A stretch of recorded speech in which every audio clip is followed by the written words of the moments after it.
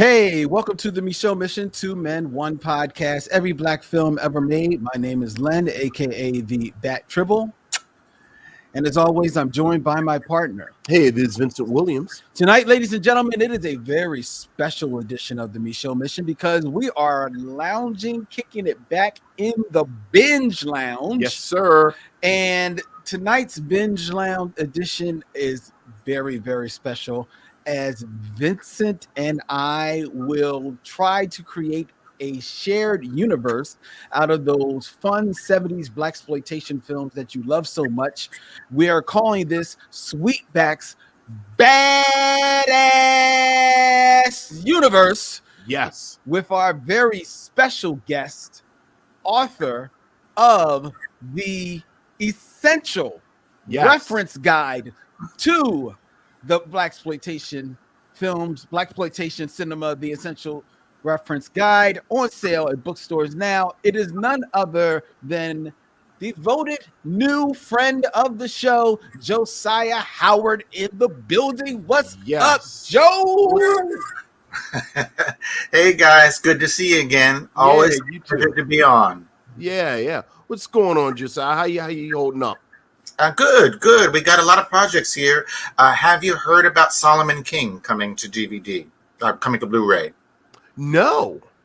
Solomon King, 1974, is one of three lost Blaxploitation films that was found in a garage in L.A. Wow. And is now coming to Blu-ray. I'm writing the booklet, and they have restored it. It's a book that I couldn't even review in my book because it hasn't been seen since 1974. It's a real great project. Real excited to be associated with it. Wow. You want to tell us a little bit about? We can't even get to the book. You're breaking news right now to the missionaries. What is Solomon King about? Who's in Solomon King? Solomon King is Sal Watts, and he is the actor and the one of the producers, one of the co-writers. Is one of those things. He is a Shaft-like former CIA agent who's called back into action to find out what's going on with an African family who's living in America, who owns oil wells in Africa, and they are being hunted down. So it's 74. He's got the pimp suits and he's got the car. He drives a Maserati. Oh, we love cars. That's not in any of our Blaxploitation heroes. Don't drive Maseratis. I know, yeah, it's pretty insane. So it's beautiful and fun.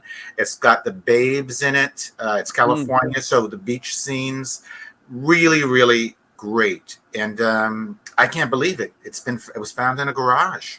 Yeah, is there a story of why it was in just this? Was it a random garage in Los Angeles? No, it was in a relative's garage. Okay.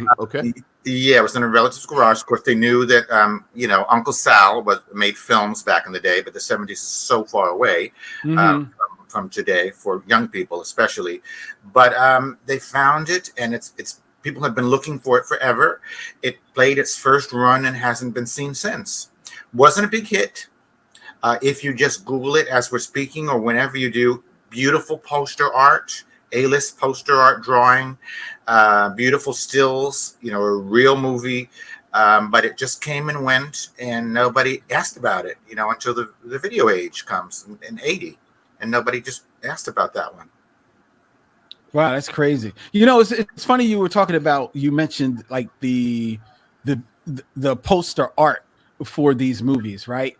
And one of the things that I was noting in reviewing your book, and then just you follow up on all of these Blaxploitation films, a lot of them do have some outstanding art that unfortunately sometimes oversells the movie. But I'm curious, did they have like a set or favorite artist that they would go to for the posters? So that's a fantastic question. And you may know that there was a Blaxploitation poster art exhibition here in New York City that was up for 9 months at the Poster House Museum. All of that was covered there. Who did who did this artwork. It was celebrating the artwork and not the film. So everything about who illustrated it, how the concepts came to be, if it helped sell, or like you said, oversell. Was it truthful? I came to learn something I didn't know, even when I wrote the book, that many of the films were illustrated by a Japanese American. Yes, I do not remember his name, forgive me, but he did Coffee, my favorite film, and one of my favorite posters. So I did not know that. Lots of great information about who did these things. More information for you. The Academy of Motion Picture Arts and Science has a museum out in LA, and they are working now on a Blaxploitation poster exhibition, which I'm involved with. So the posters are alive and well, separate and apart from the films. As is the music, which is alive and well, separate and apart from the films. There are so many different elements to the Blaxploitation film genre. Yeah. Now, just to circle back, you said that Solomon King was one of 3 films that was found. Yes. What were the other 2? So one has come up in shaky visuals. It was called The Obsessed One. That's Blaxploitation. Another one with a beautiful poster art. It's a bride with a bloody bride. That has come out in a shaky form. And there's another one whose name escapes me because I haven't looked at it, looked for it, or thought about it in a while. But there's 1 or 2 more. Oh, it's I'm not going to, the $10,000 N. There's Solomon King. Oh yeah, There's the poster art. That film has been lost for 48 years. It's now coming to Blu-ray in December. So real excited about it. The Obsessed One is out there. One of the companies did a good job with what they had, and that one has come to light. Was lost for a long time. I don't remember the third one. I'm not sure it is the $10,000 N because I think that has come to market too. Yeah, I was about to say we've actually reviewed that. Yes, I think that's come to market. There's one, there's one with a great title. Ain't That Just Like a Honky? I want you to Google it because there is artwork for that. There is a cast. I'm not sure if it's on IMDb, but the title of the film is Ain't That Just Like a Honky? Nice. That one hasn't come up yet. You know, appropriately enough, because we're named after Oscar Michel, we have talked about the lost Michel films and how people try to find them, and a fair number of them have been found. It sounds like how Solomon King was found. They were in garages and they were in, storage units. And it goes without saying how important it is to document all of this work, which comes back to you. And Lynn and I have talked with you, and Lynn and I have talked with each other about how important and how wonderful this work is that you've done with this essential guide to Blaxploitation cinema. And certainly since it came out, he and I always reference it. Like, it very much is one of those references that is indispensable with this information. So how did this come about? Like how did you say I'm going to make an important book? Oh, bless your heart, first of all. And I'm not sure it is important. It was a labor of love, and I'm a movie fan, and I write. I have a journalism degree, so it was something I could do and wanted to do, and I did it out of a passion. It was a passion project. I had no expectations that it would go into a 5th printing or that it would be required reading in college universities. None at all. I just wanted to document this. I'm a kid, only child who used to make lists about everything. So lists of the top 10 songs and lists of the movies and lists of TV shows. And so this was a great thing to that was in tune with my personality and energy. And that's how I started, just as a fan, wanting to see them and document that I saw them. And then speaking to the people who made them. At first, I was fascinated as a movie fan with the stars, with Pam Grier and Isaac Hayes, Chuck Turner, and Richard Roundtree, and all of those. And then I said, wait a minute, what about the directors? What about the writers? And so real blessed to have interviewed them. Some many of them have passed since I first talked to them. Sergio Santiago was one who comes to mind that impressed me the most. People may or may not know that name. He did 14 Blaxploitation films, including TNT Jackson, and a lot of them that were made in the Philippines. He was Filipino. So he introduced America to the Philippines as a cheap place to make movies in a wonderful environment, great weather, and he's very proud of that. A very nice man. But yeah, just a movie fan who liked to make lists and wrote a book and got it published. You know, people write books every day. I just was lucky to get it published by someone. And speaking of being a fan of the 70s, I see here that Bree 517 could not help but notice that I love your shirt, Josiah Howard. It is quite appropriate for the evening too. And it is. Look at that. I'm giving you the full screen treatment. So thank you. As I said before, these are plastic shirts, polyester shirts. So I may or may not have worn this when I was a teenager. I have many from that time. Now they're a little tight on this body, but they still last. They don't get destroyed in the wash. Thank you. No, they do not. And speaking of that, everyone is asking. I promised that I was going to wear 70s appropriate gear tonight. You did? I did. And I was looking forward to doing that. However, time got away from me, as well as my order. My order did not come in in time. It originally was thinking that I was going to be able to wear what I wore for our 200th episode where we reviewed Shaft at our live event. But I forgot that I had lent that, including my Afro wig. I'd shipped it out to New Mexico to my daughter for a 70th party. And I totally forgot about that. You know what I promised to wear? Your Blackula shirt. A t-shirt with Blackula on it. You know what I wore? A t-shirt with Blackula on it. Yeah. That's exactly what I'll give you the full screen treatment so people can check out yours. Look, it's just a t-shirt with Blackula on it. There you go. That's the trick. There you go. Well, I don't have a 70s shirt or anything. I could wear my Jeff cap. I can get my Jeff cap. Should I get my Jeff cap? Hey, for the podcast, let's say you had it on. No, I'm gonna get it. You don't have to get it. I think we're okay. No, I'm getting it. I think we're okay. Okay. Watch out. Yeah, now he's moving. Costume change. I know But to the kind person who took note of my shirt, I want to make my look just a little bit more dramatic for you. Thank you so much for noting. I will put these on just a bit so that we can have the full effect of the ball and with the what does this look like? It looks like fly eyes. Right. It's a real Isaac Hayes thing going on. Works with a bald head. Yeah. Yeah. Hat. I see a hat on land. Right. All right. I got my hat.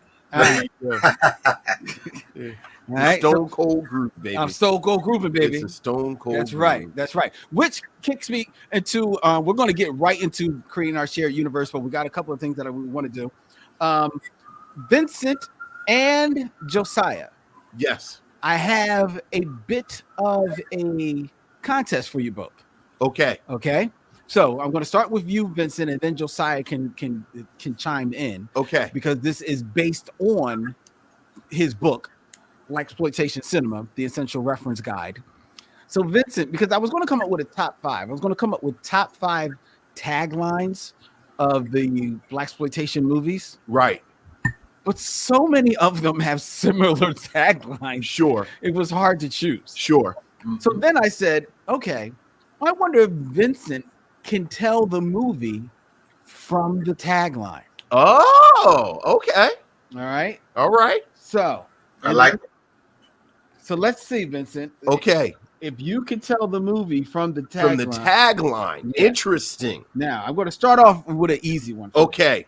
Always a lot of pressure when you say something like that. All right. Where was that? Because it was right here. Now, to be fair, we both own this book. So I don't know how much you've engorged this book. Well, you know, again, Josiah, to your credit, it's the type of thing where I go to look up something, and then after a half hour, I have to put the book down because I've just been, you know, looking at the artwork in the interviews and so. All right, Vincent. All right. Name this movie from the tagline. From the tagline. You bled my mama, you bled my papa, but you won't bleed me.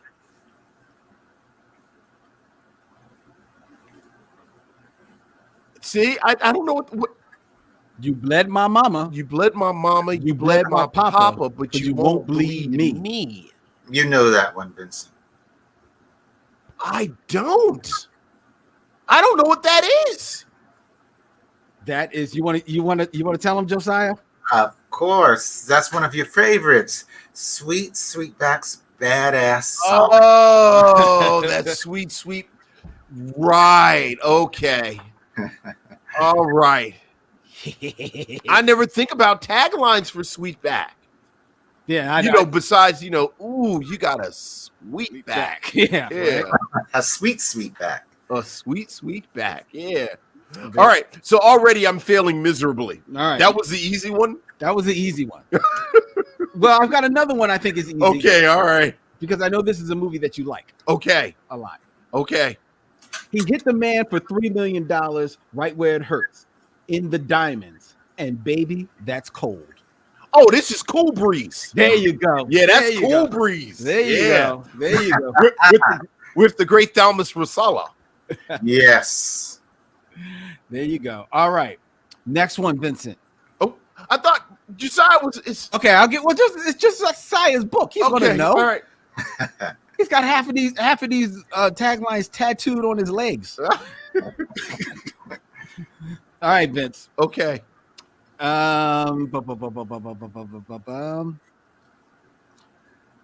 It's the murder capital of the world and the biggest black ripoff of the decade is going to get solved or the town's going to explode.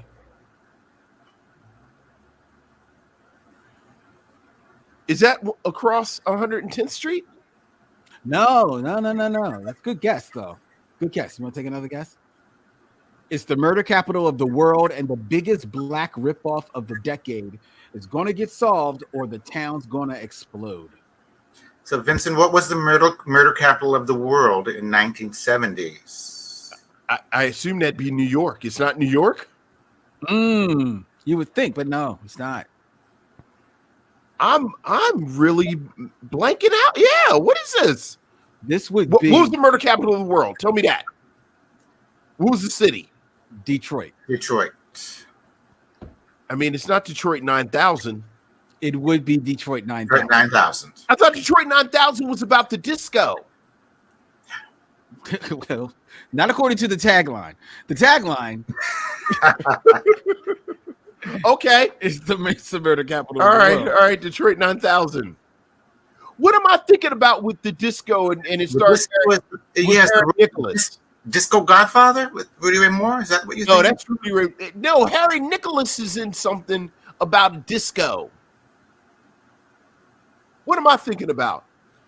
Is this a movie that only exists in my mind? I believe so. I don't know what this movie is you're talking about. All right, give me one more. I'm terrible at this. All right, I'll give you one more. It's not only his name, it's his business, and sometimes his pleasure. Oh, for God's. I'll give you the star. Okay, who's the star? Is Jim Brown. Oh, is this Hammer? No, he's not Hammer. Not Hammer. Not Slaughter. It's Slaughter, baby. Slaughter. Slaughter. Oh my goodness. Name and it's his pleasure. Slaughter. I'm not sure how Slaughter is his pleasure, but you know, I was going to say Black Shampoo, but that didn't make sense. All right, here's another easy one for you. Oh my goodness. You keep saying they're easy and then I keep messing this them one up. you'll get. This one you'll get. The glitter of success couldn't hide how they got there. What is that? Sparkle? There you go. Okay. There you go. See? All right. See, The only one I really know is what is it? Is 6'7" of pure dynamite? Isn't that Cleopatra Jones? Yeah. I don't think that's exactly, but it's got like Yeah. a side 6'2". 6'2". Yes, Yeah. 7 would be giant. Yeah. Wow. You know what? When I see Tamara Dobson, I just assume. That's very true. Yeah. That's very true. He's a skip tracer, the last of the bounty hunters, living on blood money and borrowed time.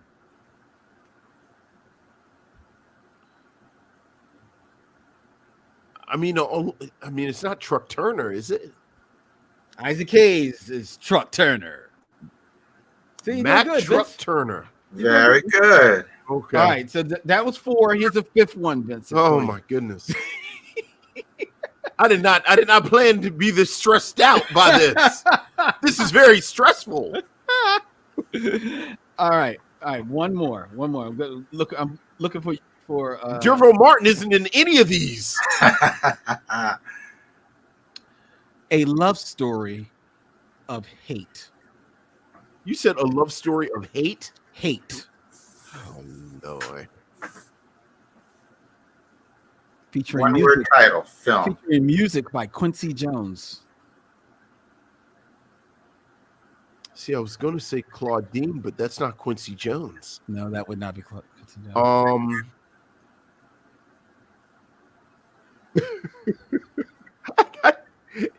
Right, because Quincy Jones, it's not The Wiz. No, that's not The Wiz. It's not Brother John. No, it's the movie that introduced Brenda Sykes. Wait. Brenda Sykes. How about a white racial slur? Is it Honky? Honky. Honky. You know what? I've never actually seen Honky. Me neither. It's great. Is Really? it? Yes. She's the villain. So the African American is the villain and the white guy is the good guy. Sometimes it's the other way. She's the villain. Beautiful girl who's corrupting this guy. Yeah. I mean, if you're going to get corrupted, 1970, whatever, Brenda Sykes. Yeah. Good person to corrupt you. There you go. Stunning. You didn't do bad, Vincent. You did pretty well. that was very stressful. That stressed you out, brother. Yes. All right. Well, I don't mean to stress you out any further, but we're going to get into creating our shared universe. But first, even in the binge lounge, we've got to play the world's favorite game, and that would be. That's the key. Why you would be surprised what a person can do with just a sensitive touch and a sensitive sound.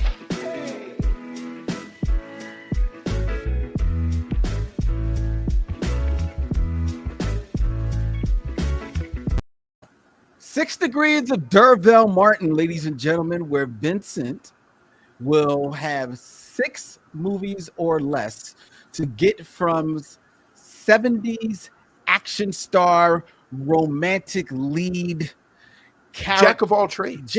Oh, yeah. Dervell Martin. Yes. To an actor of my choice. Yes. This is a fun game that we've been playing for the last, probably like the last 3-4 months, Josiah, and it's quickly become everyone's favorite moment on the show. Watch as Vincent connects the dots. Are you ready, Vincent? I am ready. All right. I'm a little scrambled from that Blaxploitation moment, but I'm gonna see what I can do. Bounce back. What we got? All right.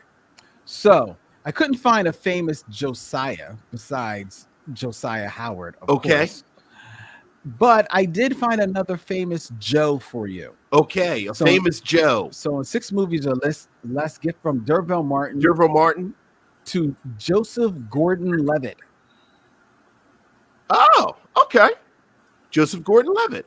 Yes. Bop, bop, bop, bop, da, da, da, da. How do I want to do this?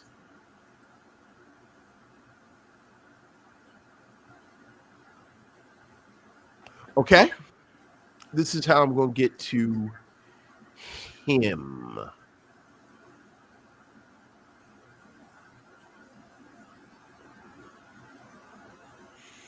Dervell Martin. Josiah. Go ahead. is in. How am I going to do this? I know exactly how I'm going to get to him. Dervell Martin is in.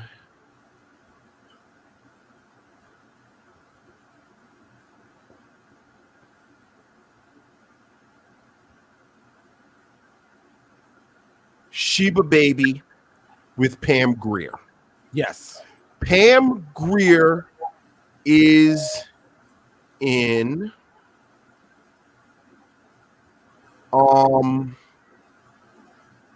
Grease Lightning with Richard Pryor. Yes. Richard Pryor is in Harlem Nights. Yes. With Eddie Murphy. That's 3. Eddie Murphy is in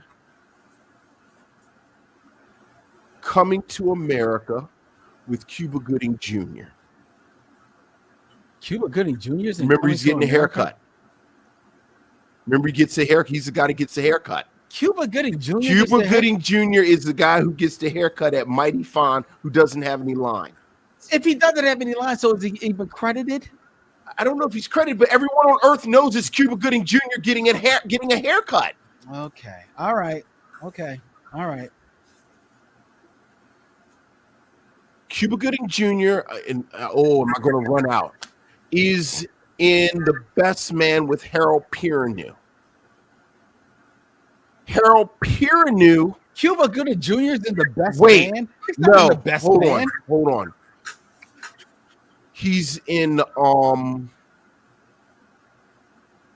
Boys in the Hood with Harold Perrineau's not in that. No.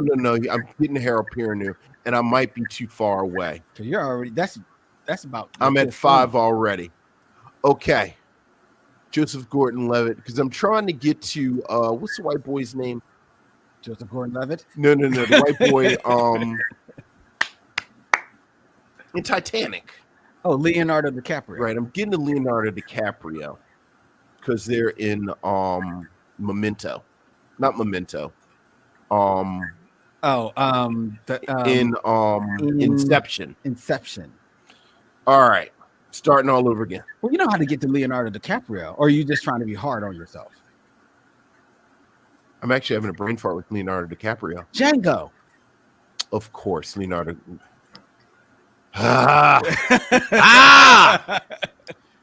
Sheba Baby. Jackie Brown. There you go. With Samuel Jackson, Leonardo DiCaprio in Django, who's in Inception with Joseph Gordon-Levitt. Very good. I was trying to get to Harold Perrineau in Romeo and Juliet.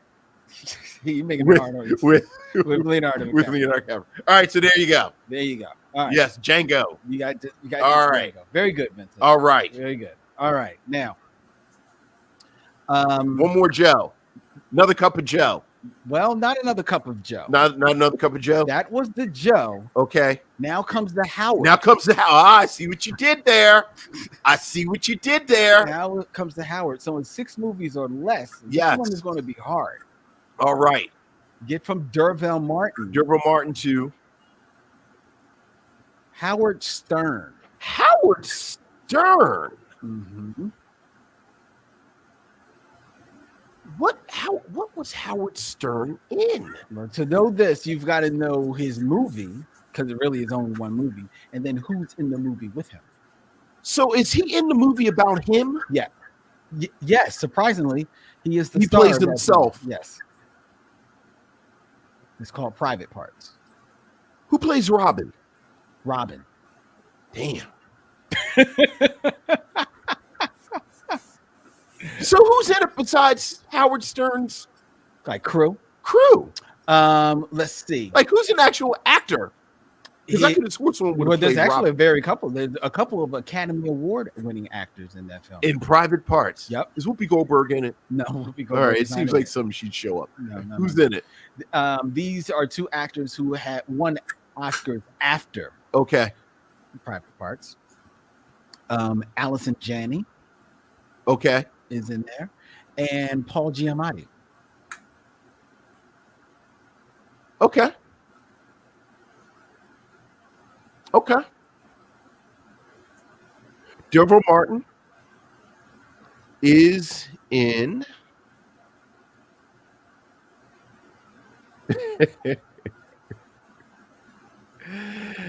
All right.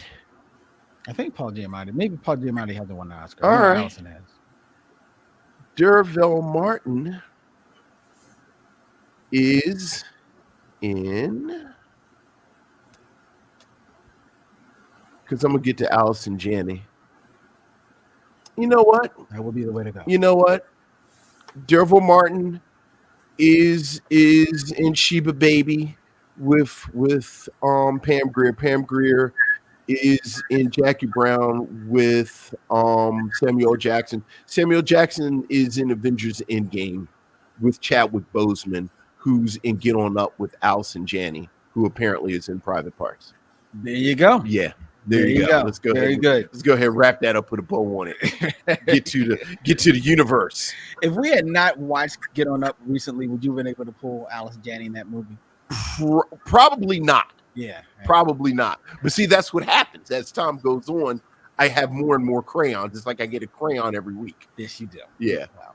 Very good, Vincent. Well, thank you. Well done. Yeah. Yeah. Well done. So there you go, Josiah. The Game of Kings. But Vincent, that is a wealth of knowledge. Are you writing a book about films? Gosh, you know a lot. Right. That is on the agenda. We'll have to talk to you and get tips. Mm-hmm. Because I could not do what you just did. That is very impressive, truly. If I could monetize it, it makes the money. But you had to do it as an act of love, and then the money comes. There you go. There you go. That's the first tip. There you go. All right. People in the chat are asking us to give Josiah a shot at playing the D'Urville Martin game. Okay. Can we keep it 70s? You want to keep it 70s? You know, I can tell you I'm not going to be very good.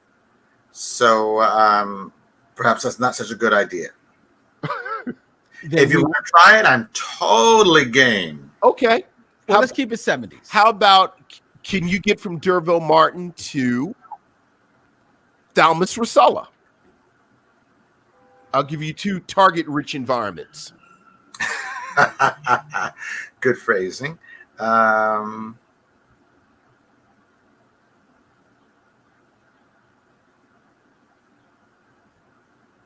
cannot. There you go. Okay. All right.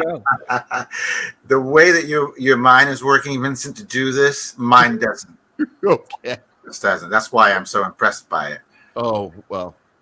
It's like, are you good at Jeopardy? Like those people who are good at Jeopardy?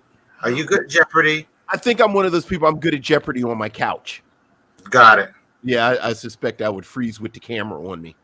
Got it. Mm-hmm. I can't answer any of the questions. I'm not quick enough. Right, right, exactly. So, well done, Vincent. As always, you continue to impress the world with your majesty. It's a pretty useless mutant power, but yes. I don't know if I could be on the X-Men, but I can like hang out at the mansion. You might want to be a little silent about that power stuff. You don't want Butcher coming after you. Yeah, I know, right? The I boys know. come crawling up your butt. So here's a question. Why didn't we see more sequels in the 70s? Why didn't we see more connected films? Like so many of these actors kind of bounced back and forth. It seemed like there should have been more connections. I know we have talked about, I think it's Black Belt Jones and I think Truck Turner.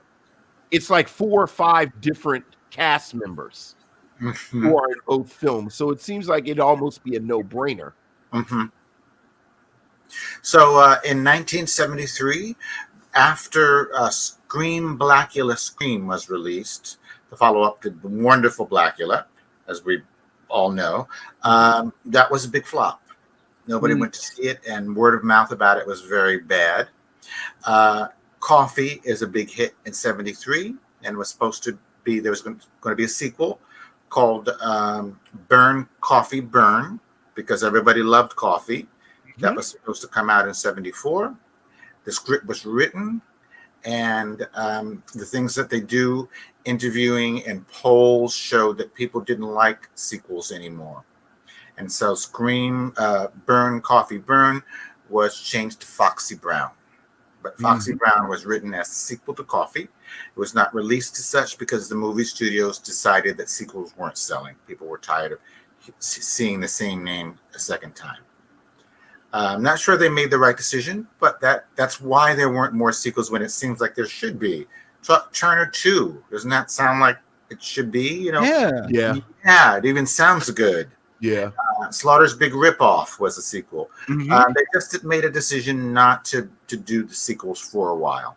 Right. And then Shaft gets 2 sequels. And Hammer got a couple of sequels, didn't it? Officially, no, but aren't they all sequels? Yeah. That's true. Right. Officially, no. Yeah. How did you feel about the Shaft sequels? I guess, would they be the most famous sequels, do you think? We can say that. Yeah. How'd you feel about them? That's the name that carries the most.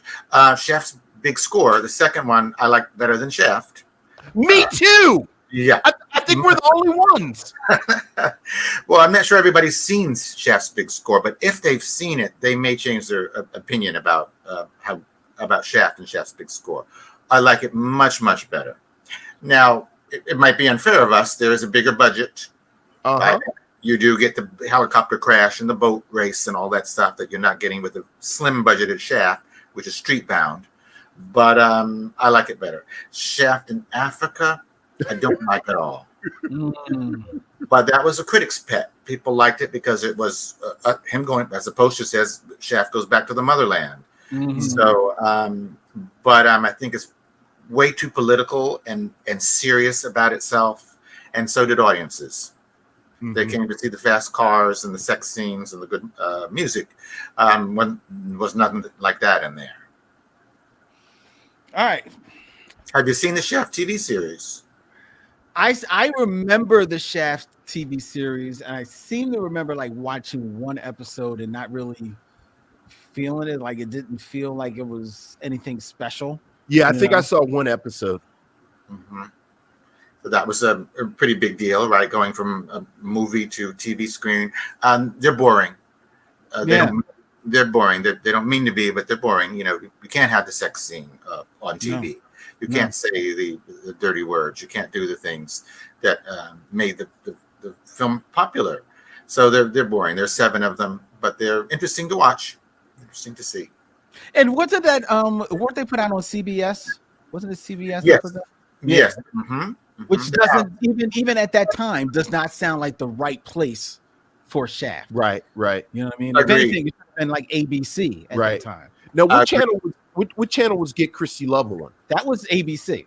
Okay. Now that's fun. I think we all agree. That's I loved Get Christy Lovell. Fun. Yeah.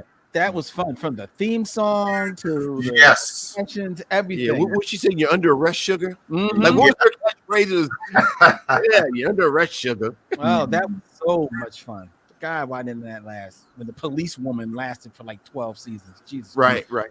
Anyway, so let's get into the shared universe. But before we turn on the camera, you guys were talking about wanting to start with Sweetback'S Baadasssss song. Right. And my only pushback, and Josiah, you help me with this, is Sweetback'S Baadasssss song the beginning, the origin place, planet Delta, if you will, Krypton of this universe, or is it Cotton Comes to Harlem, which precedes the film by a year? Josiah, what do you think? Vincent, why don't you start? I always go to Sweetback, just obviously chronologically, Cotton Comes to Harlem comes out before, but I think the energy of Sweetback is a lot different than Cotton. I think in a lot of ways, Cotton Comes to Harlem is a straightforward detective film. Like I think Cotton Comes to Harlem has more in common with the French Connection, than it does everything that comes after immediately after. I mean, obviously that's all very subjective, but that's why I would never have started with Cotton Comes to Harlem. Okay. Got it. So I'm in respectful disagreement with you, Vincent, and that's a good thing to be, because we can have a passionate conversation. I think it's Cotton Comes to Harlem. I certainly recognize what you're saying. So that is the first time we see a African-American male as the star in that kind of sexualized, unapologetic, combative Black power way. Mm-hmm. As the center theme of the film. There were strong Black characters in 60s films as well. But I give it to Cotton Comes to Harlem because it's, first of all, it proved to Hollywood that Black films could make a profit, small budgeted Black films. Mm-hmm. And there might not have been a large genre if it wasn't proven up front that we can invest 500,000 and get 10 million. I give it that, and I give it that it has the word Harlem in it, which is very Afrocentric and powerful at that time. And I just think that's where it starts, and that opens the gates. And no problem with Sweetback getting the cred for what it is. It's really special and really important. But something always comes before the big one. Okay. Something always comes before the big one. And Sweetback was the #1 film in America. I always say this, meaning that white people embraced it as well. It was the #1 film on the top grossing films lists. Cotton Comes to Harlem didn't go to #1, so it was a popular film. But so Sweetback is important, as you say. And now I just have questions. I know you want to do stuff, but Josiah is interesting and keeps saying interesting things. Go ahead. So if it was #1 with white people, it was always my understanding that part of what made Blaxploitation is all the theaters were in the cities. White people had moved to the suburbs. They hadn't quite built them up. So all the theaters were in the cities. So are you saying that white people were coming into the city to see Sweetback? Completely. That was a phenomenon. That was a phenomenon film that everybody was talking about. First of all, everybody in Hollywood was fascinated with it because he had financed it himself. He had produced it himself. He started it himself. He wrote it himself. He did the music himself. So he was a jack of all trades. They were fascinated by it. I remember Farrah Fawcett saying that she begged her husband Lee Major to go and see it. He wouldn't go, so she went with her girlfriends. So it just was something that everybody talked about. And yes, white people wanted to see this film. They really did. And if it was the #1 film, it means white people were going as well. Okay. And let's just give the man his due. That man who was the jack of all trades on Sweetback's Baadasssss song was Melvin Van Peebles. Yeah. I'm glad that you pointed out Cotton Comes to Harlem, only because in building this shared universe that we're talking about and pointing out that film takes place in Harlem, so many of the other films will be set in Harlem. Sure. And a lot of their storylines will revolve around this cotton that has come to Harlem. Cotton comes, it's right there in the title. Right. Right And what it does to the inner city, Harlem and New York in general. So in building up this shared universe, it has to start with Cotton Comes to Harlem. Okay. But now y'all go. No. Well, Josiah. But I'll say this, Vincent. I think you're right in that more people have seen Sweetback than Cotton. Yeah, which is a shame. And we've talked about that. That is their starting point. And if that's their starting point, that's fine. Yeah, you know? We're big fans of Cotton Comes to Harlem here. But if we start with Cotton Comes to Harlem, I will defer to the scholar. Where do we go from there? Like, what film besides the obvious direct sequel, what film do you think immediately connects to Cotton Comes to Harlem? In the narrative, or in bringing Blaxploitation and making it bigger? In the narrative, if we were creating this shared universe, if it's 1975 and somehow we got tapped to link all these movies together. Got it. Yeah, where would you go next? Something that comes to mind is 5 on the Black Hand Side. If I remember it correctly, haven't seen that one in years. Also, of course, Amazing Grace. comes a few years later. Mhm. That's comedy centric, but Black Power narrative. Those are connected to Cotton, but the semi comedy multicast film were not the ones that were the big Blaxploitation hits. Okay. It was usually the ones with a single identifiable hero who is a James Bond-like hero, sometimes female James Bond-like hero, Cleopatra Jones, that captivated people. So these films with a lot of different stars and casts were attractive, but not as attractive as a poster with one single person on it that we could all identify with. Now, I know back to Melvin Van Peebles, I know he used to comment on how a lot of these films, and these are his words, co-opted kind of the blackness and the markers of the cool into stories about, frankly, the police. So, someone like Shaft, someone like Cleopatra Jones, like they're cool, but they aren't outlaws and they aren't radical. So do you see a separation between these two? If you have Shaft, well, maybe not Shaft because Shaft's a private detective. Cleopatra Jones, who works for the actual government, and I don't know, Superfly, who's an arch criminal. Like, do you see this divide between the two, or do you think this is something that's not even worth? No, I see where you're going, and I think it's very important. Some of the heroes are working within the system and following the rules, but just doing it their funky way, like Shaft. And some people are working completely out of the system and not following the rules and doing it their own way, like Superfly. So they're not connected at all, outside of the fact that they're African American men who are powerful and who are trying to make their dreams come true, as we all are. But yes, I think Shaft's appeal is very different than Superfly's. Nobody was picketing Shaft. Everybody picketed Superfly, and black journalists had a problem with elevating a cocaine dealer. Why are you making him a hero? Why are you teaching the kids that this is a lifestyle that they might choose?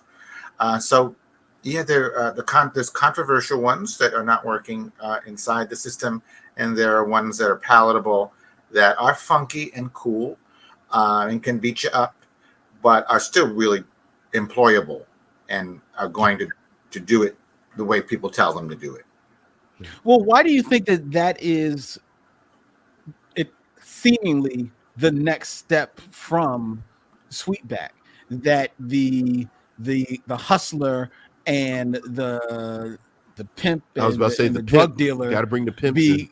become the hero figures in these films. And if it all begins with Sweetback, then what about that energy begat them taking that leap, as opposed to somebody with, like, yes, you get Shaft, you get Cleopatra Jones, but as we've pointed out, there certainly are few and far between those types of heroes. So why does it go the other way? Vincent? I think there's always been a level of distrust. Like, I think if you're aiming something towards a black community, and certainly an urban black community, black folks' relationship with the police is a little bit more complicated. Yeah. So that I think it's very easy for us to create space for other types of protagonists, even ones that as you pointed out, Josiah, respectable black folks would picket in protest. I think the line from Sweetback is taken up by the pimp and the drug dealer and the others because it was a slice of life that we hadn't seen on the big screen before. Yeah. And it was the main storyline. It wasn't the pimp in the episode of Kojak or the or the drug dealer in one of the other films. This was what the story was about, a pimp and a drug dealer. So I think it was just with Sweetback, it made it okay to tell these inner city stories, the numbers runners, all of the things that were happening in the Black community. We were now taking the curtains off and saying, well, yeah, this is a part of our experience too. And there was no shame, and we sometimes needed to make it seem like that was all we could do. Right.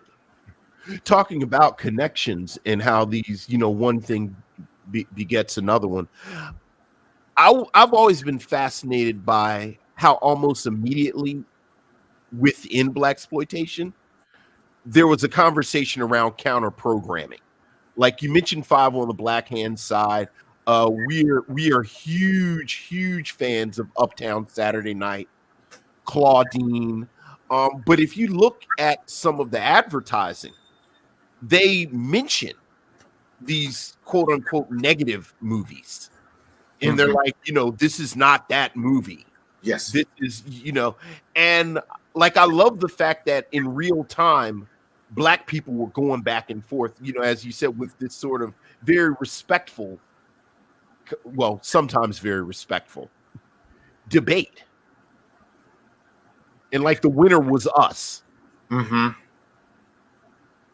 Well, when I spoke to the white directors and producers for the book, they said that if any Black person had a problem with their film, and they did, they would just stop making them. And they did. So the genre comes to an end because we objected. And whether or not that was wise, we can talk about. But the films would have continued to be made, but Black people had a problem with them.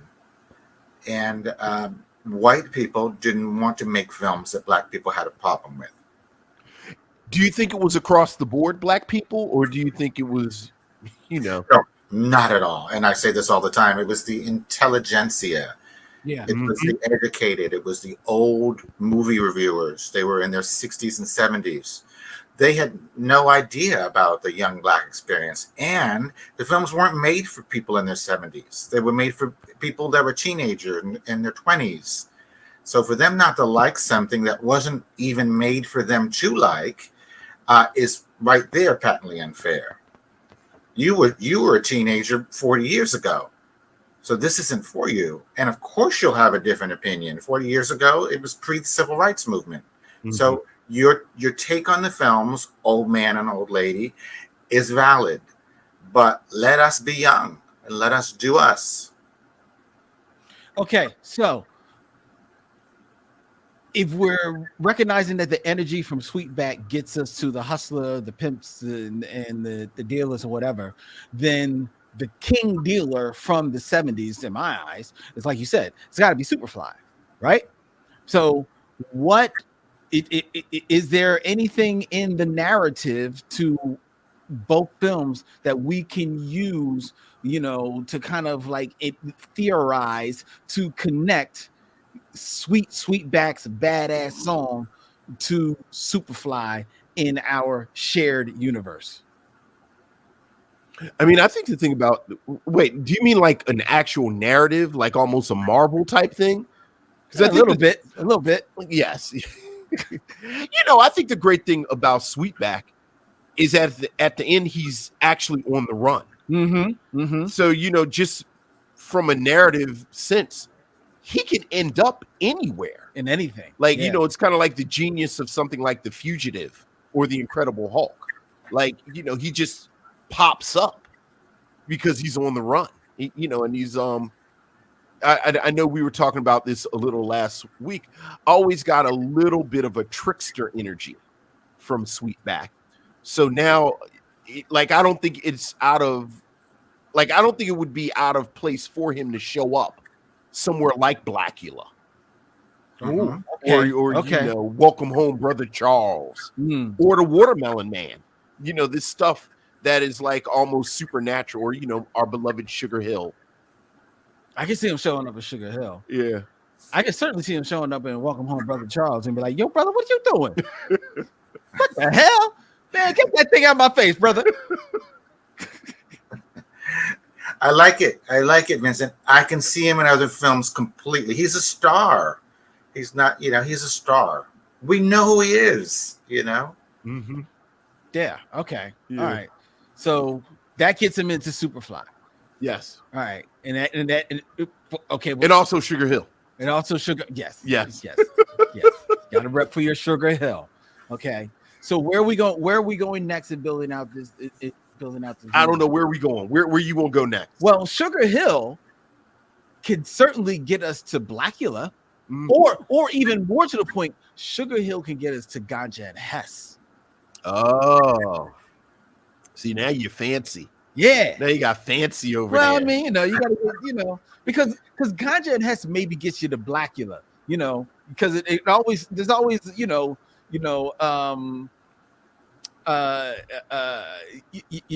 it slides down, the scale slides down a little bit. So it's high with Ganja and Hess. Sugar Hill, it's very, it's revenge, but it's still zombies or whatever. It's an exploration of that world. Ganja and Hess is a further exploration of that world a little bit as well, but it dips into more of the history of Africa and things, which touches on Blackula, which gets you into exploring that whole narrative. Right. I mean, I'm seeing this, man. It's all there together. It's all there together. I mean, Blackula Scream. What was Pamper? She was the voodoo queen. Mm-hmm. Yeah, she was the voodoo queen in Scream Blackula Scream. So now you got that. Yeah. She was a voodoo queen who maybe escaped from what was the movie where she's mud wrestling?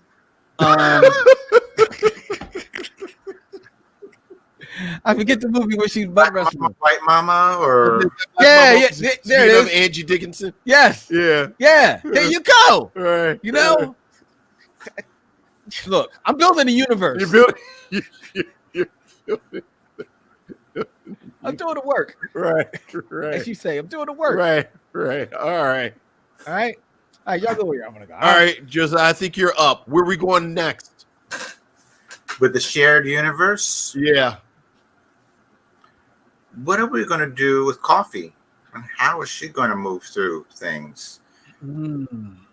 Coffee. Well, she can do whatever. Because she's a star. We know who she is. We know she took care of business. You know what, Josiah? I have to say, I didn't think Coffee needed a sequel. I do too. Yeah, I thought the way it ends, yes, such an affecting end where you can tell she's like, I never got the sense that it was a placard that was going to pop up and Adolf Caesar was going to say, next year, Coffee gets more revenge. Like Coffee, that wasn't even her movie. Yes. True. Yeah, that is true. Mm-hmm. That's now Foxy Brown. All right. So maybe you prefer Foxy Brown, Vincentto? Well, I see Foxy Brown as more lending itself to the further adventures. Got it. Like, hopefully Coffee goes and gets some therapy. Mm-hmm. Yeah. So where does she go for therapy? Where does she go for therapy? Well, I mean, obviously she goes to Dr. Black and Mr. Hyde. I mean, where else would she go? Yes, I see it. Why didn't I think of that? Oh God, no! Please, no! Please not! Oh God! Oh God! That's a good one though. Hey, look, I know. Okay, well, Come to find out, he's also a psychiatrist as well as a. Well, he was an MD. I mean, isn't he an MD or was he a scientist? He was a scientist. What was Dr. Black's training? There's something that doesn't come up that often. Because he was a pharmacist too. He was right. Because remember, he had the experimental drugs. Yeah, he did a little bit of everything. Yeah, he was annoying. That's what he was. Stand that stupid movie. That's a good one, Doctor. So, all right, so that's where Coffee goes. That's where Coffee goes. Now, Foxy Brown, does she essentially, is she like? She was a private eye, right? Foxy Brown. Was she a private eye? I don't think she's a private because she's She more. totes the gun, but why does she tote the gun? Right, she wasn't a cop. I thought she was a private eye like Shaft. I don't remember her occupation. I'm trying to remember because she's not an investigator per se in Sheba Baby. In Sheba Baby, she's kind of like it's like an insurance person or something stupid thing like that. I thought she's not a PI in Sheba Baby too. I don't think she's. I get Sheba Baby and Foxy Brown mixed up. She's not a PI because remember she works in an office. No, I thought Coffee was Coffee a nurse? Coffee was a nurse. Coffee was a nurse. I thought Coffee looking was for revenge. Revenge for her sister. Yeah, I thought Coffee was a civilian, but I thought Sheba and Foxy Brown were detectives. I mean, private eyes. I'm reading the. If only we had an essential guide to Blaxploitation that we can look these facts up. What Foxy is, I can't remember if she's a detective. It really doesn't even say. It says Foxy Brown, a woman who lives lavishly but whose profession is never really clear. That's why we can't think of it. I remember now. Yes. So she's like Black Belt Jones. We know what Black Belt Jones is. No, remember we didn't really know what he did for a living. No. He was an agent. He wasted time. That's what he did. That's what it. Notice we're not connecting to Black Belt Jones. I mean, look. Once you start doing special government agents, you know what? I'll get you to Black Belt Jones. All right. He's standing next to Cleopatra Jones. They're both government agents. All right. He's standing next to Cleopatra Jones. That gets you to the movie Black Belt Jones, and then at the end of Black Belt Jones, he gets an invitation to Han's tournament. Which puts him in Enter the Dragon, and then that's the end of Black Belt Jones. The end of Black Belt Jones. Yeah. Yes, they made the movie They made the movie before Black Belt Jones. Right. There you go. So, are we done with Jim Kelly? I mean, look. Are we done? I mean, we're kind of in the midst of a 3 the hard way right now. So, I don't need any more Jim Kelly. All right, doing karate in a car wash with sudsy bubbles. That's fun now. No, it wasn't fun. No, it wasn't fun. No, it wasn't fun. Oh, man had a stunt double for fights in bubbles. In a bubble bath, he had a stunt double for drop kicks. Vincent, hey man, it's Jim Kelly. What you want? He looks like he come out right out of a comic book. It was a Charlton comic book. It was not a Marvel comic book. All right. Where else we going? I mean, we got private detectives. We got private detectives. We got supernatural. We got the underworld. We haven't gotten to JD's Revenge. I mean, that's supernatural. Okay, but how are we getting there? Oh, is JD Sugar Hill's boyfriend? No. You remember back to Thomas Rasala. Remember Thomas Rasala and Denise Nichols were like paranormal investigators. Were they in Blackula? They were in Blackula. Yeah, he was a cop, but yeah. So there you go. They're sort of again. I like these players that kind of travel. Mm-hmm. So there you go. They show up. Remember Valentine, Richard Lawson. Oh, that's right. In Sugar Hill, he was investigating voodoo crimes. Remember he went to the Voodoo Museum? That's true. That is very true. So between Valentine and Josiah, maybe you can answer this. Aaron Fry was saying that the actor Antonio Vargas, famously Huggy Bear of Starsky and Hutch fame, they're saying that we could probably use him as a link through several of the 70s movies. And that is where he got his start, right? He certainly starts in TV before the movies. He's an early TV bit player. But we can talk about Antonio, who we love, and who's Foxy Brown's brother. Mm-hmm. Oh, that's right. Brother. I think he was dealing dope maybe in the movie. But where is he going to go next? Oh, so he was dealing dope in Foxy Brown's movie. Yeah. Mm. And remember, he gets shot and killed in the car. Maybe he becomes a zombie. Maybe he becomes a zombie. Or a vampire. Or a zombie vampire. Okay. In what movie? I see it. I mean, again, take your pick, Sugar Hill or Blackula. Oh, maybe. Oh, you know what he is? He's one of those zombies. Remember, like all of a sudden, these zombies just show up at Ganja and Hess's at their estate. Yes. You know, he's just gonna come walking in there. Just class up. Now he's classy. Ganja and Hess is real classy. They show that at museums. They do. I know. That's very true. We also got a request from Farrell Blackwell. Wanted to know, can we name an Avengers of the Blaxploitation cinema universe? I mean, who's right there on the cover? Like right there on the cover, you got there's Coffee, there's Dolomite. Who else is on the cover? Dolomite is not in the Avengers You know of the what? Blaxploitation You know cinematic what? universe. You know what? He is not. No, he's not. He's not, Vincent. Josiah, is Dolomite one of the great bastions of Blaxploitation? Hey, I think we all agree he is. Yes, completely. Yeah. So much so that they made a movie about his life.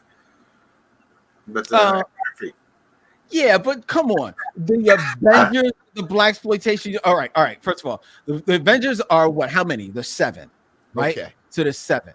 So I'm gonna give you. So if y'all want to put Dolomite on there, watch how quickly y'all knock him down. Okay. So where's Shaft? Is Shaft on the Avengers? I mean, sure. Okay, Shaft is on the Avengers. Is Foxy Brown on the Avengers?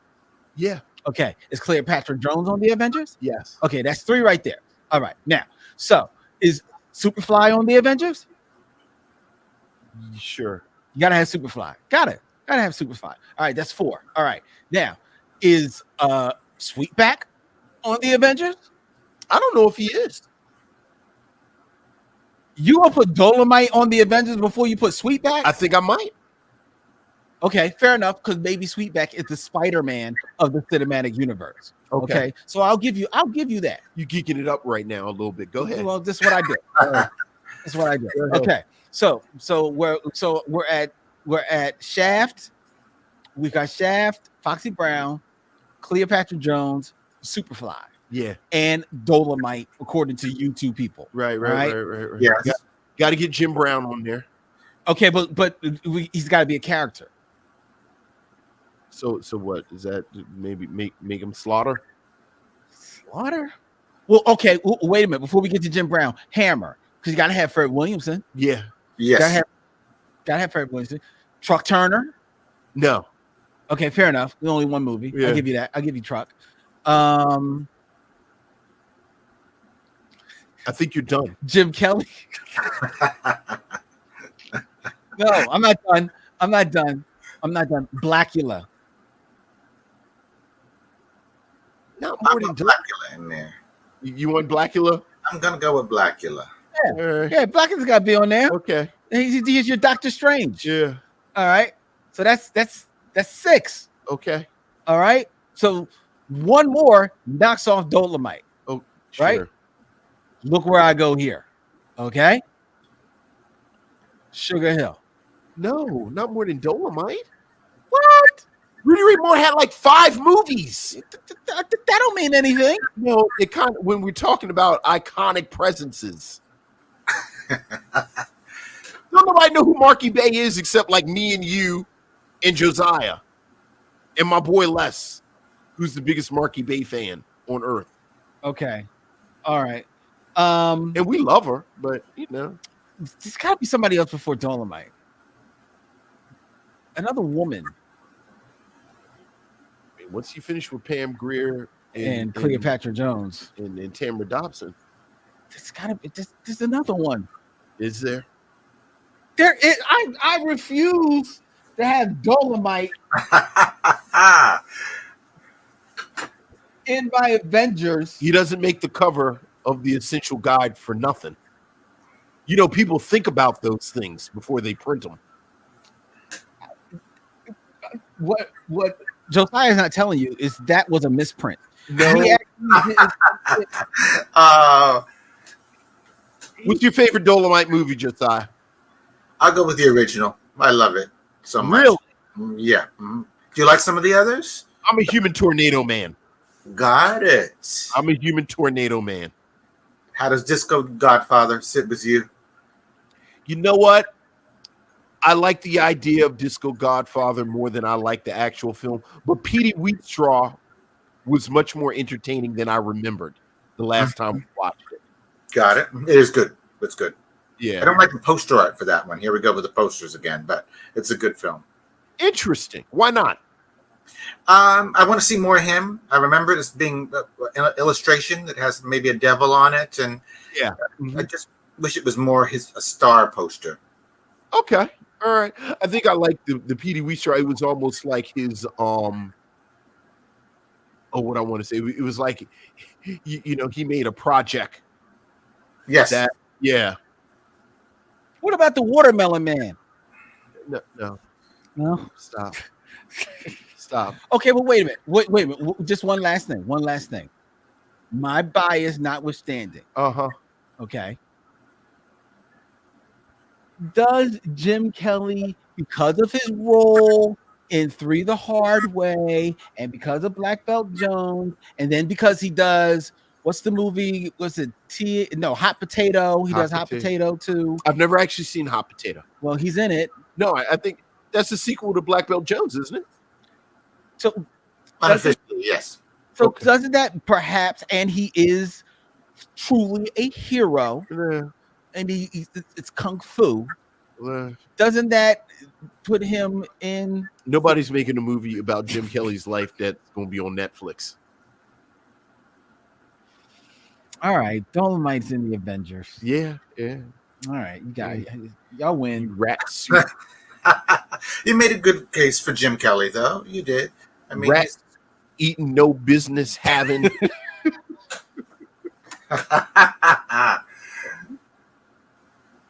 Speaking of our namesake that we did 6 degrees of, Josiah, what are your thoughts on Dervell Martin? I like him. I like him a lot. Kind of followed his career since Guess Who's Coming to Dinner. People forget he's in that, right? Is that Dervell Martin? I know, Yeah, right? Oh yeah. Wow. Standing in a sea with Spencer Tracy. That's it. Like, really? And Katharine Hepburn. I love him. I love what he does. He's really unique. And there's a place for him in any film.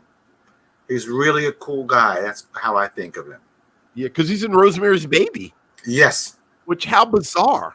Right. Yeah. Mm. Yeah. I think he's our Clark Gregg in the cinematic universe. Like, he's just in every one. You know what I mean?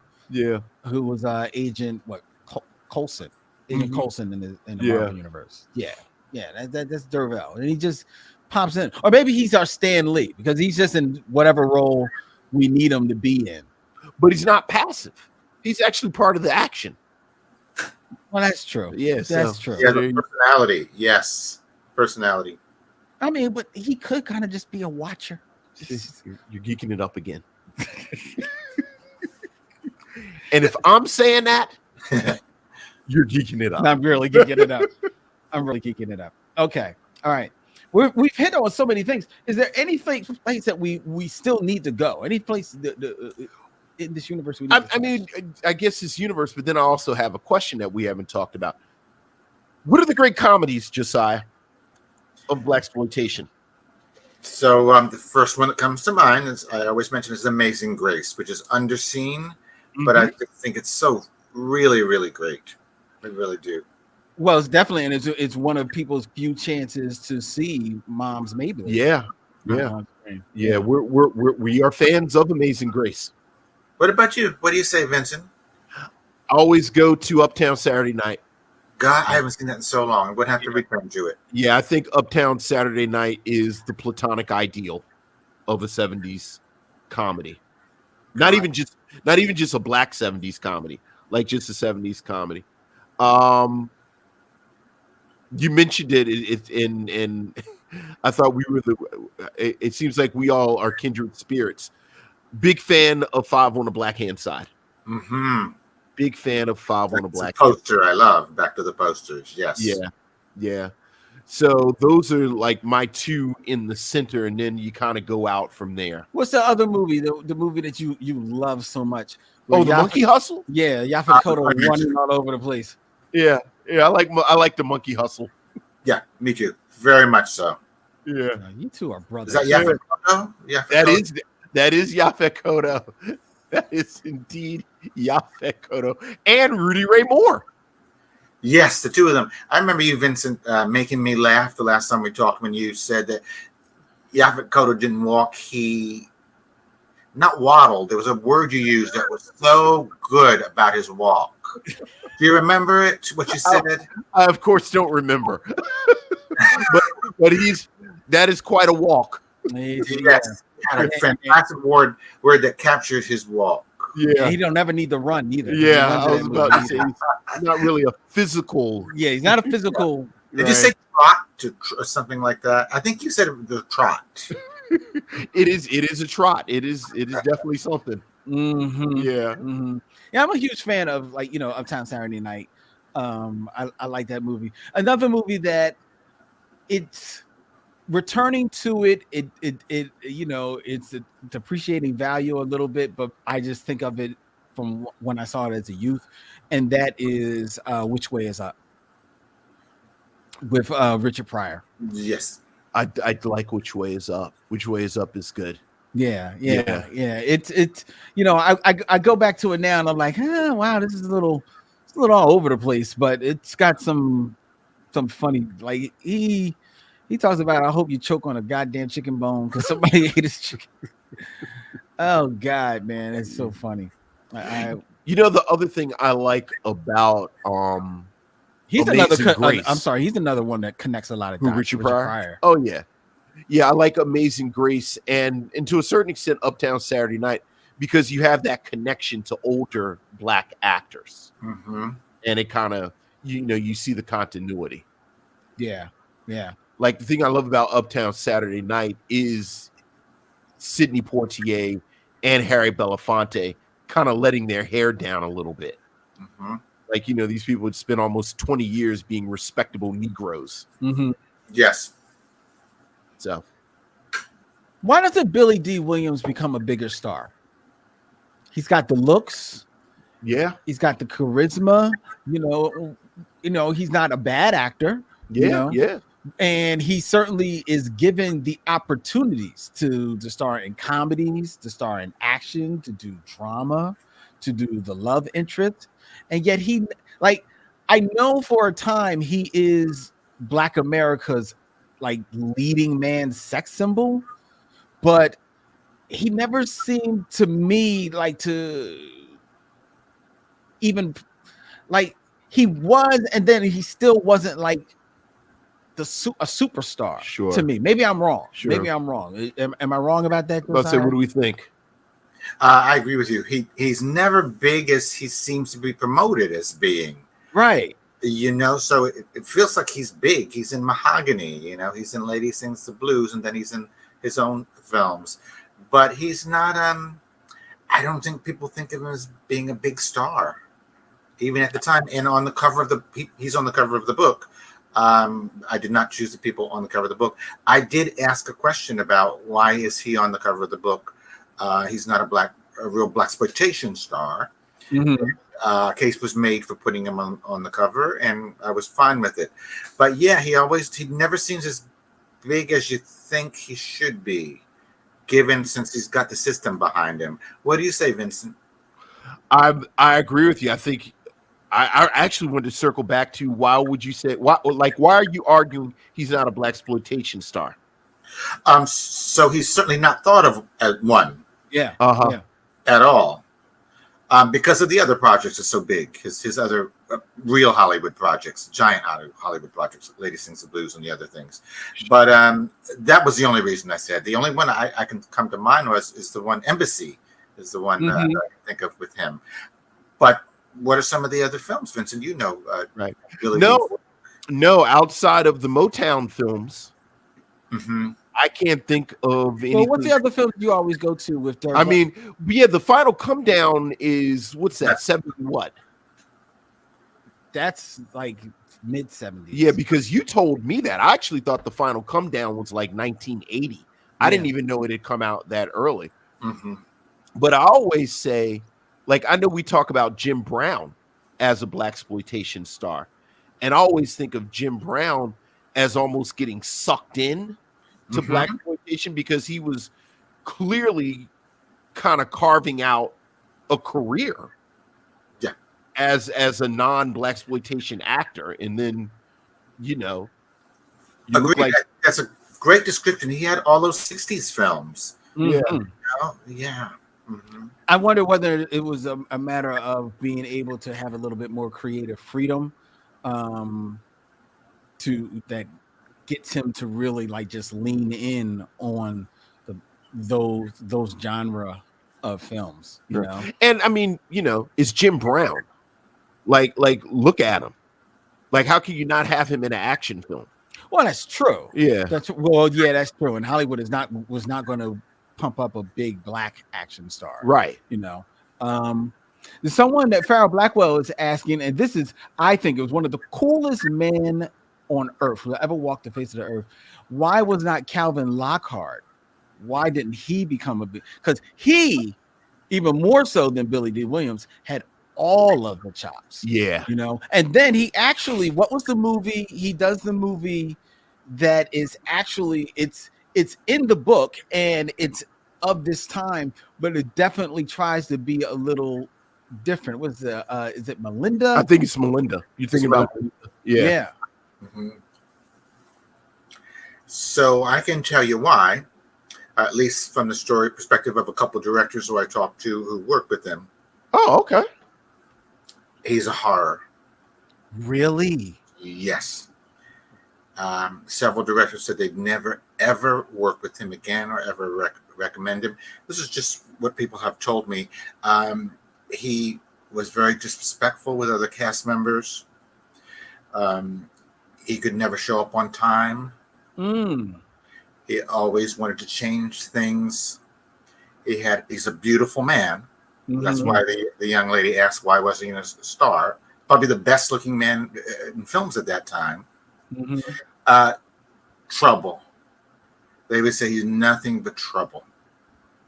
Wow. Nothing but trouble. Yeah. And I was surprised. Didn't even seek out that kind of information. It came to me from more than one person.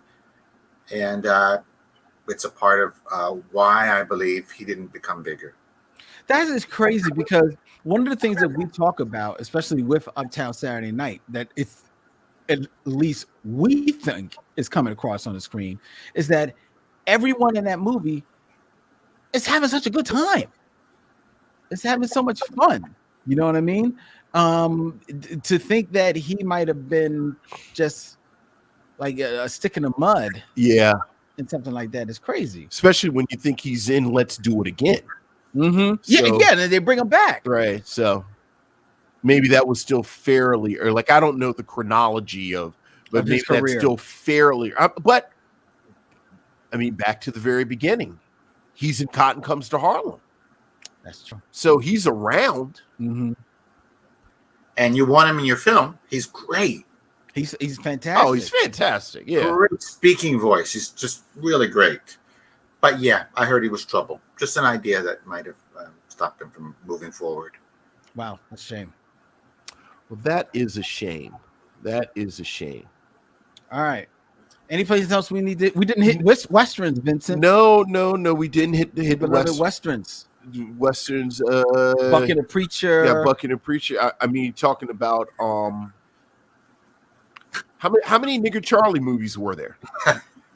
Usually there's the Soul of Nigger Charlie and what's the other one? The Soul of Nigger Charlie. And There's There's the first one is Nigger Charlie, right? Or is it the first one, The Soul? I think it's just two, if I'm not mistaken. But there's the Legend of Nigger Charlie and the Soul of Nigger Charlie. If only we had some type of reference that we could look these things up. Oh no! But we have to talk about the other films with the N-word in the title. Pretty fascinating. Yeah, well, besides the $10,000, what else did we have? Well, there's N-Lover, Nigger Lover. Okay. And don't start N Lover now. And there's Boss N. Right. Wait. So Boss Nigger isn't in the Nigger Charlie chronology? No, that's a different actor. Yeah. Yeah, that's Boss Nigger is Jim Brown. Oh, right. Nigger Charlie is Fred Williamson. Mm-hmm. And I believe there's even one more N title. This is coming to me. I think there's 6. Well, the only one that's coming up like underneath N when I look in the reference guide was Nigger Lover. So that's the only one where that's the first, like the first name. That's the first word. Yeah. First word.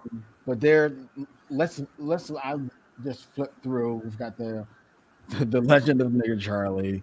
We've got the title of these movies. Oh my God! But besides the Charlie movies, besides Buck and the Preacher, besides Bushrod and Thomasina, that's a good reference. Am I missing any westerns? Well, what did you say? The Fred Williamson movie with Richard Pryor? Oh, Adios Amigos. Yeah. Yes. I try not to think about Adios Amigos. Yeah. Man and Boy, is that a western? Man and Boy. Oh, Man and Boy. Wait, was that a TV movie though? That's a film. It's in the book, but I don't remember if it's a western. I think it might be a western. I did not know Man and Boy was so that's Lynn. We can watch Man because that's Bill Cosby, right? Yes, it is. Yeah, I was thinking Fred Williamson. Yeah, Man and Boy, an African American father and son set out on a journey to locate a stolen horse. So I'm not sure it's a western, but yeah, that comes to mind. I mean, it's set in that time. Who is that? Who's in that besides Bill Cosby? I'm so excited we can do Man and Boy. Actually, like I really did think it was a TV movie. Bill Cosby, Yaphet Kotto, and Gloria Foster. Oh. See, you got viewing tonight. Oh, it is on. I'm going to be doing Uptown Saturday Night. You're doing Man and Boy tonight. Yeah. Oh, yeah. That's a good time right there. I think I'm going to watch The Mothers. The bloodiest fight. Of Santiago. Yeah. Like, because why not? All right, Josiah, I'm going to ask you this because this is the type of thing that I'll be on a ride home and say I wanted to ask. I know it. Dolomite is not on the Avengers. You know who knocks him off? Who? Max Julian's The Mac. No, it's one movie. It's one. But it's The Mac. Oh, for God's sake. It's The Mac, Vince. Josiah, what 3 films do you think Lynn and I probably haven't seen that we should definitely see? We should definitely see. Let's see. Have you seen The Guy from Harlem? No. I love that film. Very low budget. Love it. The Guy from Harlem. There is one.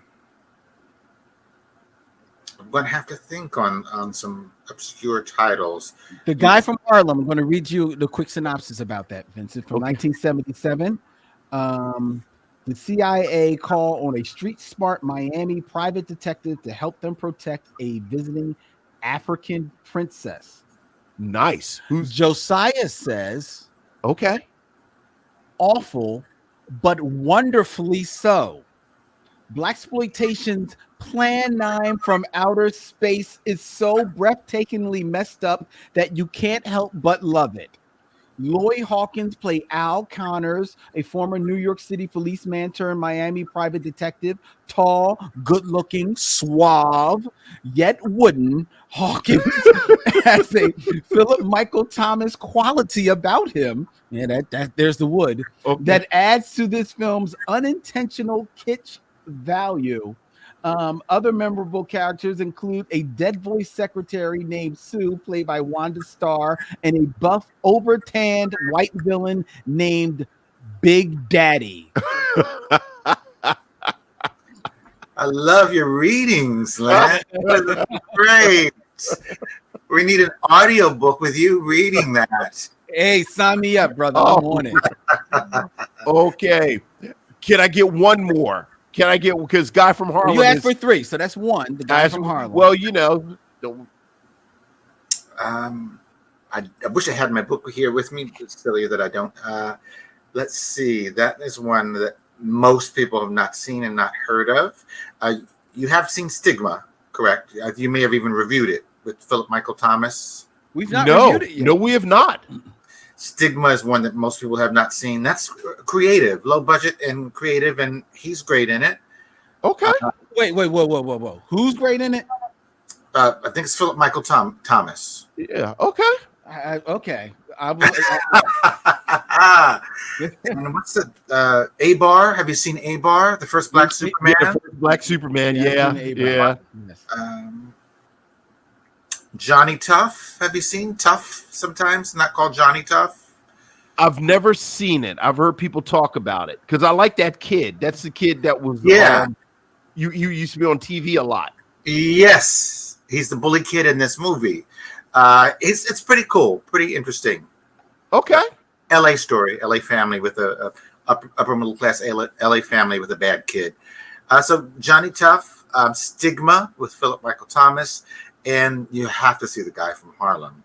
Whenever we do the film festivals, we show it. It's outrageously bad. Okay. Really bad. Flubbed lines that aren't corrected because there's no money to do the refilming. A lot of fun. You just have to go with it. A lot of fun. Okay. And are these films around? Yes. The Guy from Harlem certainly is on DVD. I don't know if Johnny Tough is. I have it here on VHS. And the other one we mentioned, Stigma, I have on VHS. You'll have to see if they're on DVD. Okay. You want to hear the story of Stigma, Vincent? Sure. Stigma from 1972, starring Philip Michael Thomas, Peter Clune, Harlan Poe, Josie Johnson. The Curse That Begins with a Kiss. Oh. A young African-American doctor travels to a small town in search of the origins of a mysterious disease. As Dr. Calvin Cross, Philip Michael Thomas is the personification of the hip-talking, out-of-his-element small-town visitor. Trying to discover the source of an outbreak of syphilis. Oh, no. He sums up his own dilemma succinctly. I'm a nigga in a bigoted white community trying to find an epidemic I don't know the first damn thing about. Well, sign me up. Sign me. Look. Stigma. All right. Well, there we got our homework. Vincent. There we go. All right. Well, this has been so much fun. Look. This has been a joy. Yeah, it really has. Well, you know how we do when we get together. That's how we do. Yeah, that's what we do. Absolutely. And Josiah, we need to get together with you as many times as you will tolerate us. Right. But you got to pick a movie. You got to pick a movie, and we do it like actually doing an episode. I like it. One single film. Got it. Yes. You guys have done all the films already. No, clearly we haven't. No, clearly we haven't, and we're saving them all. We're saving. I was about to say, and you're finding films in garages. That's cool, right? Right. Gosh, you're like a Blaxploitation Indiana Jones. Mm-hmm. So the trailer for Solomon King is up on YouTube. Take a look at it. It's going to be a great thing. Who's going to be putting that out? They're called Deaf Crocodile, DEAF Crocodile. They're in LA, and they've totally invested in restoring it.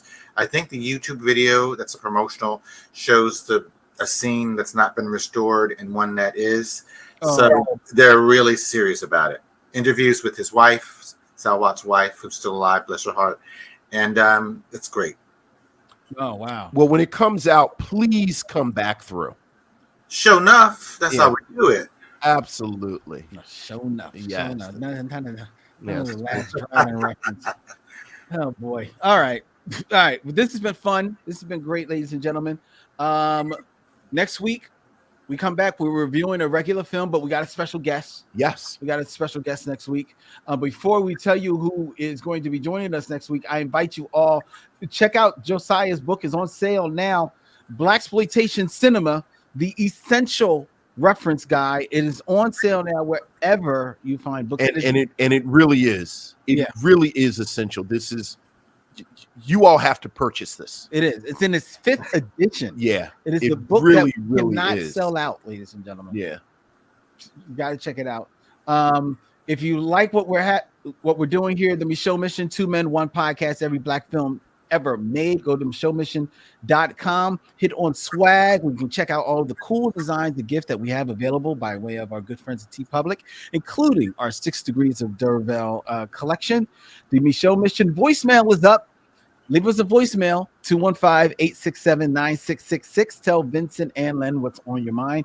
Email us your thoughts and concerns at MicheauxMission@gmail.com. You can follow us on Instagram, Twitter, and Facebook at Micheaux Mission. Subscribe on YouTube and Twitch at Micheaux Mission. And wherever you find our podcast, please give us a 5-star rating and a review, especially if it's on Spotify or Apple, because that helps people find our show. Next week, we have very special guest, Carla Brothers, fantastic actress who you've seen her fine work in The 5 Heartbeats, as well as Glory. Well, maybe you blink, you might have seen her on Glory. She's going to be joining us to review Belle from 2013. Yeah, looking forward to that. She's good people too. Yes, and Belle stars another favorite of the mission, Gugu Mbatha-Raw. Yes, sir. In a very in a costume drama. Yes, and I'm a sucker for a costume drama. You're gonna be in your world. I love costume dramas, man. You know. And say that name again. You said that name so well. What's Gugu Mbatha-Raw? Gugu Mbatha-Raw. Very musical. Yes. Oh, and she is musical. I love her. I love her. Next week on the Micheaux Mission. But until then, that's Josiah. Yes, and Josiah, how can people get in touch with you and see you, and where are you out on these internet streets? Got it. So I'm in the internet, but I'm doing our personal thing. We're going to Leeds, UK, to do another Blaxploitation film festival there.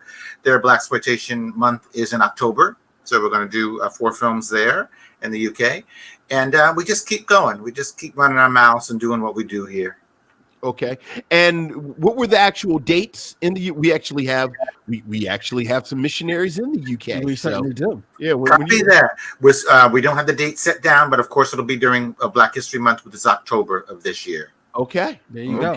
And you can check out everything Josiah on josiahhoward.com. That is his website where you can check out all of his writings. You can get in touch with Josiah. You can talk to Josiah. He's a great dude. He's a fantastic dude, and he's a real dude, folks. Yeah, he really appreciate getting to know him. Yeah, and this won't be the last you see him on the mission. Right. Like we're going to bring him back. Like right. I don't care. I might have to do like an animated movie with him. I don't care. And we got to get up to New York because he's not far. I know. We got to get up to New York, and when he's not, traveling, bouncing around across the globe. Right. Sit down with him. I'm sitting in this apartment most of the time, and you're welcome here all the time. All right. Oh, man, don't say that, man. You said it. Here we are. I'll be up there with some special rum punch. We have a good time, dog. All right. Until next week, ladies and gentlemen, that's Josiah. He's Vincent. I'm Len. And in parting, we say, we'll see you when it's time to meet again.